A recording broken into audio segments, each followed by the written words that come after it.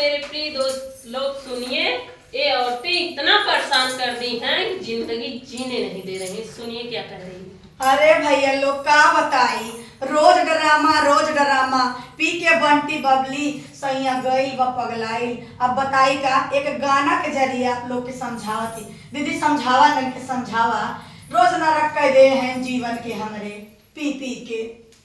माहुआ गोसाई तोहरा जलिया से कटाई, तोहरे रास्ता वैसे ना, तोहरे रास्ता वैसे ना, सैया भइले ना से भजवा, तोहरे रास्ता वैसे ना, सैया भइले ना से भजवा, तोहरे रास्ता वैसे ना, सैया भइले ना से भजवा, तोहरे रास्ता वैसे ना, राजा भइले ना से भजवा, तोहरे रास्ता वैसे ना।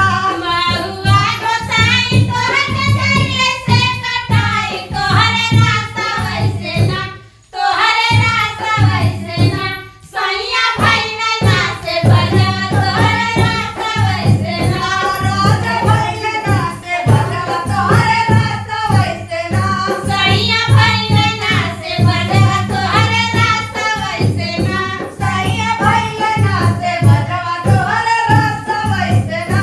तोहरे रास्ते बनेला दारू जेकरा में तू पड़ जाला, तोहरे रास्ते बनेला दारू जेकरा में ही पड़ जाला, तोहरे रास्ते बनेला दारू जेकरा में तू पड़ जाला, तोहरे रास्ते बनेला दारू जेकरा में ही पड़ जाला। पिए वाला पीने सीधा आसमान पे चढ़ जाला, अरे पिए वाला सिधवे आसमान पे चढ़ जाला, पिए वाला पीने सीधा आसमान पे चढ़ जाला, पिए वाला सिधवे भैया आसमान पे चढ़ जाला। हमारे घर में होला रोज झगड़ा लड़ाई, तोहरे रास्ता वैसे ना, तोहरे रास्ता वैसे ना, सैया भइले ना से भजवा, तोहरे रास्ता वैसे ना, राजा भइले ना से भजवा, तोहरे रास्ता वैसे ना, सैया भइले ना से भजवा, तोहरे रास्ता वैसे ना,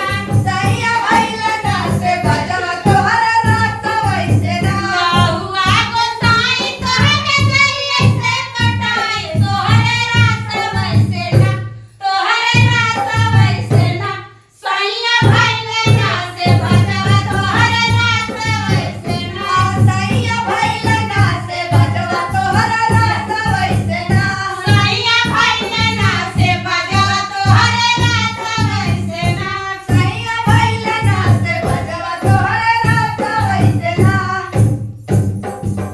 भैया देख नरक